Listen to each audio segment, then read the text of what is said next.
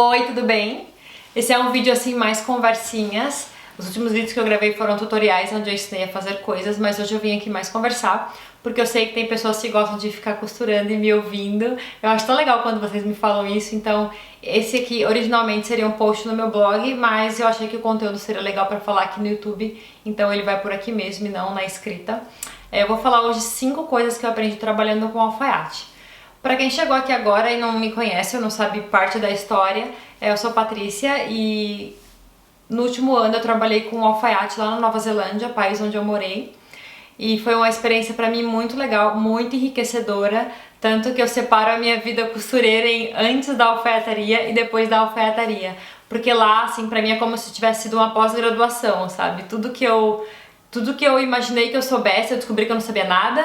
E tudo que eu não imaginei que eu pudesse aprender, eu aprendi com ele. Então, pra mim foi muito rico, assim, muito rico mesmo. Eu nunca na vida, assim, eu não trabalhava lá fazendo ternos, eu trabalhava mesmo fazendo ajustes e consertos, era o que eu mais fazia. E eu nunca na vida pensei em trabalhar com isso, sabe? Eu sempre falava, não, ajuste dá maior trabalho, tem que desmanchar a roupa, entender como é que ela foi feita, arrumar, ficar boa no corpo e depois arrumar tudo de novo, costurar de novo, trabalheira. Tipo, eu só fazia isso pra mim, sabe? No máximo, as barras da calça do meu marido ou de alguém muito perto, próximo, assim, que me pedia. Do resto, eu nem pegava esses trabalhos, eu indicava outras pessoas ou algumas outras costureiras e tal. E eu nunca imaginei trabalhar com isso. E assim, a vida me deu esse trabalho de presente e foi tão enriquecedor, foi tão legal, que todos os dias eu ia trabalhar assim, sorrindo. Eu amava trabalhar lá.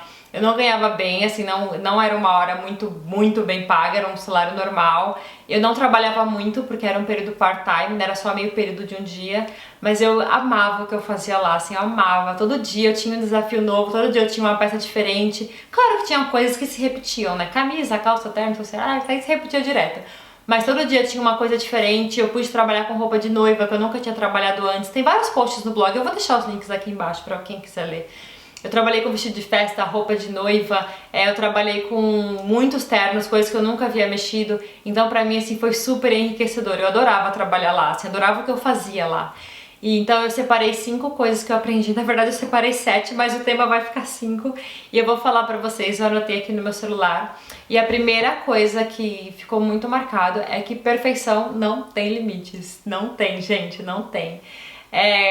Como eu falei, né, eu vi ele riscando, eu vi ele marcando as coisas tão perfeitamente, tão certinho, assim, numa precisão tão absurda, uma precisão cirúrgica praticamente, que eu ficava, caramba, né, dá pra fazer melhor do que eu já faço, dá pra fazer mais bacana ainda, dá pra fazer mais bem feito ainda, todo dia dá pra melhorar. E assim, eu nunca esqueci disso, porque em tudo ele deixava muito bem feito, tudo. Tinha coisas que ele não sabia fazer, que eu falo isso outra hora, que eu fazia, mas com ele eu aprendi a deixar as coisas muito mais bonitas e muito mais primorosas, até porque ele cobrava muito caro pelo serviço e ele queria entregar uma coisa assim, que a pessoa tipo não tivesse com o que reclamar, sabe, perfeita, impoluta. Então eu aprendi que perfeição não tem limites e que a gente pode caprichar cada vez mais, deixar a peça sempre cada vez mais bonita, porque é um capricho, é um cuidado que a gente tem. A segunda coisa que eu aprendi foi reduzir o tamanho do ponto de costura de 3 para em torno de 2 ou 2,5.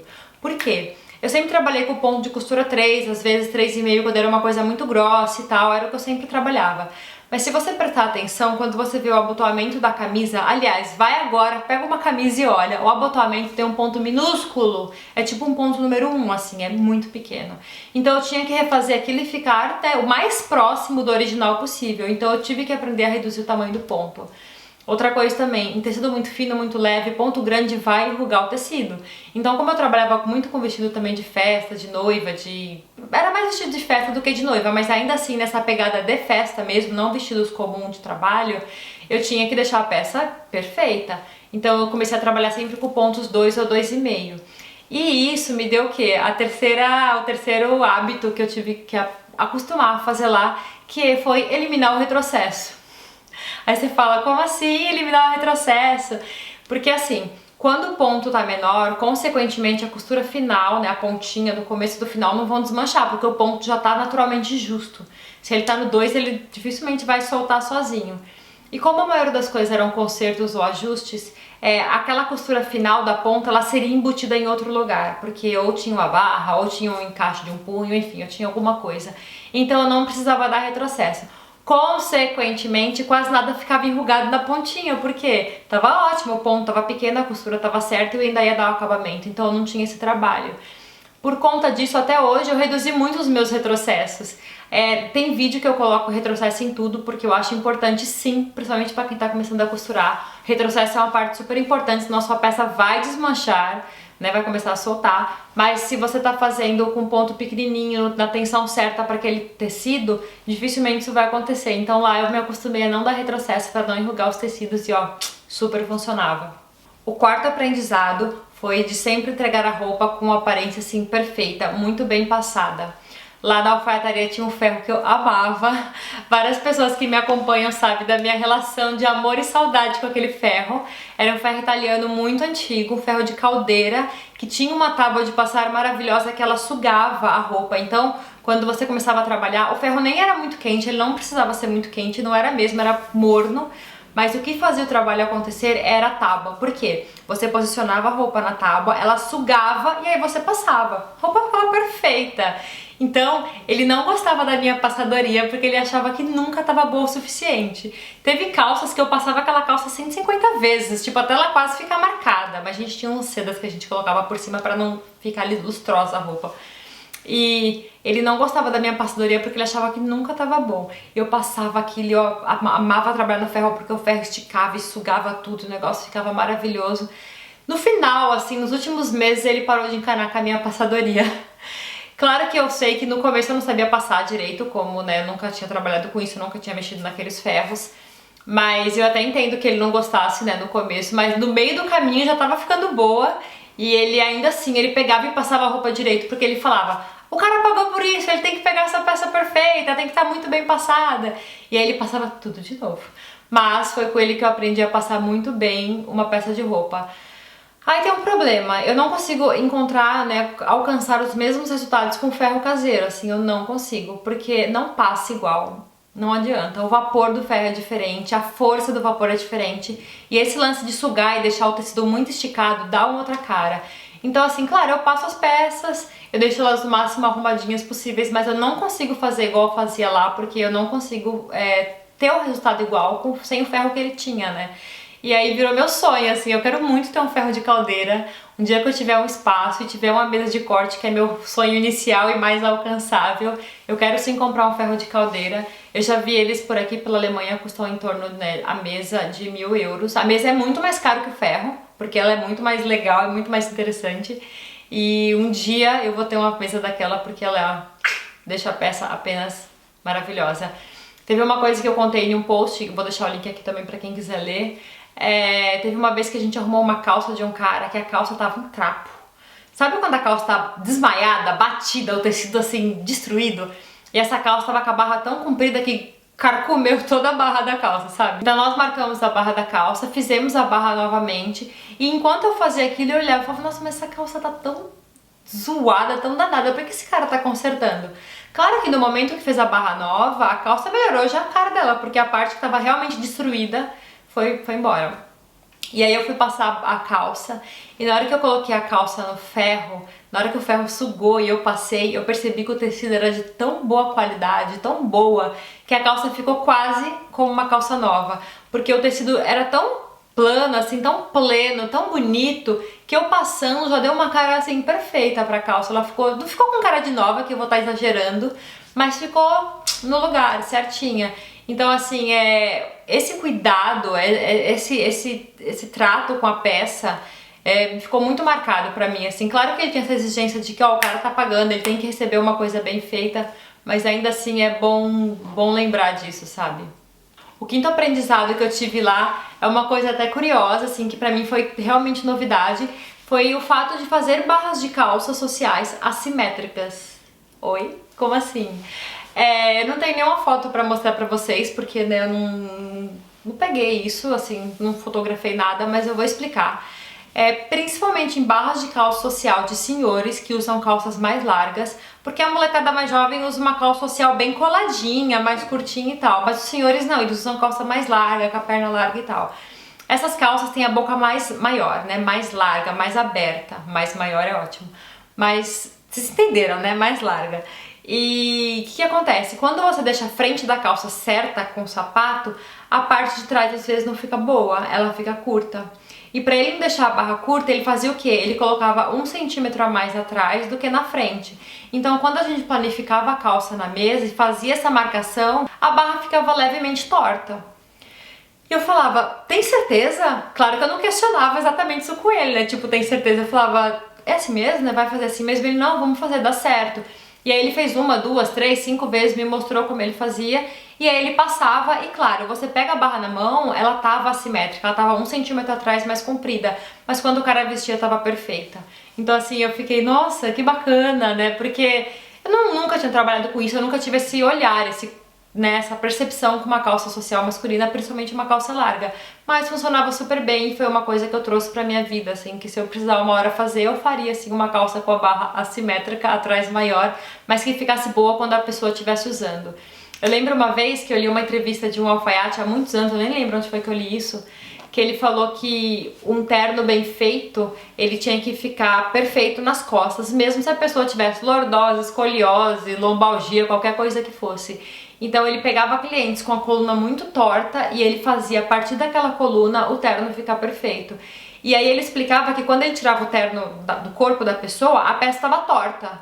Porque você olhava e o terno estava, né, todo troncho, mas quando você encaixava naquele corpo torto, né, com desvios na coluna, ele ficava certinho, porque ele consegue reconhecer o defeito no corpo e consegue transpassar isso pro tecido para que a peça fique perfeita. Aí você vai chamar o quê disso daí, além de sabedoria, né, minha gente? Sabedoria, a gente não sabe nada nessa vida, tem que aprender. Então, é mais ou menos o que o Antônio me mostrou com a calça, que era uma coisa muito simples, né, a barra. Que você pode deixar ela simétrica desde que ela fique perfeita no corpo da pessoa, e isso foi muito legal também. Então é isso, essas foram as 5 coisas que eu aprendi trabalhando com alfaiate. Claro que eu aprendi muito mais coisas, porque como eu falei, foi muito enriquecedor pra mim. Pra quem tiver oportunidade e um pouco de paciência, vale a pena trabalhar um tempo com consertos e ajustes, mesmo que não seja com um alfaiate em si só, né, que vai trabalhar muito com terno, mas trabalhar com conserto e ajuste te abre assim um universo que eu não sei dar medida, porque todo dia é uma peça nova, é uma coisa diferente, é um desafio.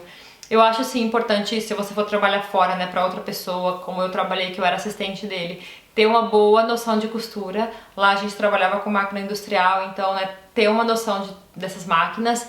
E também para quem quer trabalhar com conserto é bom ter uma noção de modelagem, porque é partindo da modelagem que você vai saber onde você pode mexer ou não, ajustar ou não e etc.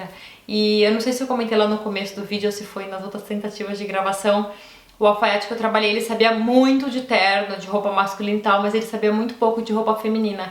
E isso pra mim foi uma das coisas, inclusive, que me fez ficar com a vaga na época, porque era o meu diferencial em relação a ele. Ele percebeu que eu sabia costurar, ele percebeu que eu era cuidadosa com o meu trabalho, mas ele sabia que eu sabia o que eu tava fazendo. Porque como ele, assim, consertos femininos, ajustes, uma apertadinha aqui, uma redução ali, trocar um zíper, esses trabalhos triviais, ele fazia tudo, ele conseguia fazer.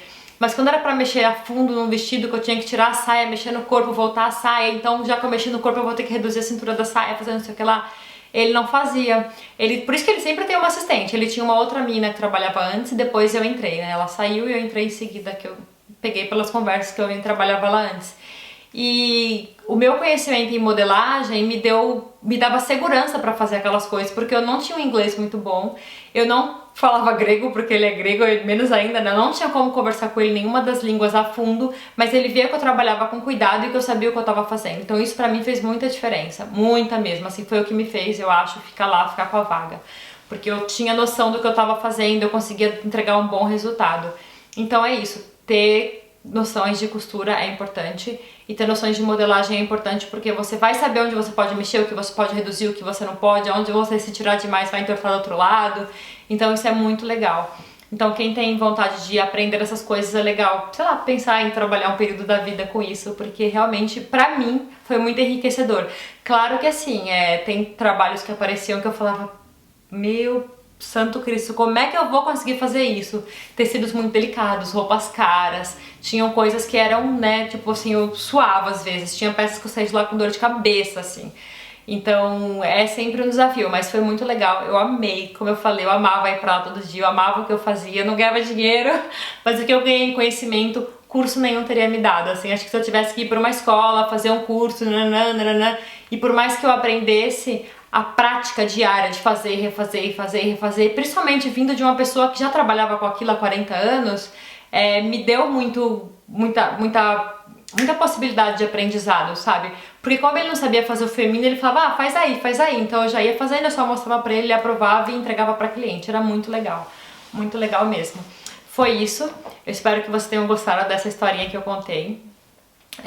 Muita gente pede aqui pra eu contar minha história de trabalho, como é que eu aprendi a costurar, 50 fatos sobre mim, não sei o que, etc. Se vocês quiserem que eu faça esse tipo de vídeo, deixa aqui nos comentários. Quem tiver sugestão de coisas assim, me fala que eu posso planejar pra gravar e contar isso pra vocês. E é isso, a gente se vê no próximo vídeo. Volte aqui, se inscreva no canal, também me siga lá no Instagram ou no Facebook, eu vou deixar os links aqui embaixo. E até mais, gente. Tchau! Voltei rapidinho porque eu tava conferindo se esse vídeo tinha sido gravado corretamente. E aí eu fiquei lembrando que uma vez me perguntaram por que eu saí da alfaiataria e eu sabia que esse vídeo ia gerar essa pergunta, então já vou responder aqui. Eu saí de lá porque eu comecei a dar aula em casa, dar aula de costura na minha casa, tem até vídeos falando sobre isso aqui. E eu também comecei a fazer umas roupas sob encomenda, né, umas peças sob medida, então eu estava tomando meu tempo, e como eu gosto muito de fazer isso, eu reduzi o meu tempo de trabalho lá com ele pra me dedicar a essas outras coisas. Então eu comecei a ir menos pra lá, pra ficar mais em casa e fazer as outras coisas. E como eu também sabia que eu ia mudar, ele também sabia que uma hora eu ia embora da Nova Zelândia, eu encerrei o contrato porque também eu ia me mudar, enfim, outras coisas aconteceram. Mas essa foi a minha experiência. E eu sei que esse é um olhar bem positivo sobre as coisas, eu tento exercitar isso todos os dias, mas no geral nem tudo eram flores, ele não era uma pessoa fácil de lidar, assim, de fácil relacionamento, mas eu focava ali no trabalho, sabe, tipo, sabia que ele era um laboratório que eu tava aprendendo muito, então às vezes aconteceu algumas coisas que no começo eu me chateava, mas depois eu deixava entrar por um ouvido e saía por outro no geral, porque eu focava mesmo no que eu tava aprendendo, no que eu tava ganhando fazendo aquilo. E eu acho que a gente tem que levar um pouco a vida assim, sabe? Tipo, respirar, ver se vale a pena o que você tá fazendo e levar pra sua vida somente o que tem de bom pra ser levado, e o resto a gente tira como aprendizado, sabe? Ou porque você não quer ser uma pessoa igual aquela, ou porque você não quer repetir aquele erro, etc e tal. Então é isso, foi muito legal sim, mas nem tudo eram flores, né? Tinha uns espinhos ali no meio. Eu espero que você tenha gostado desse vídeo, deixe de dar o seu like, inscreva-se no canal e volta aqui. Até mais, tchau!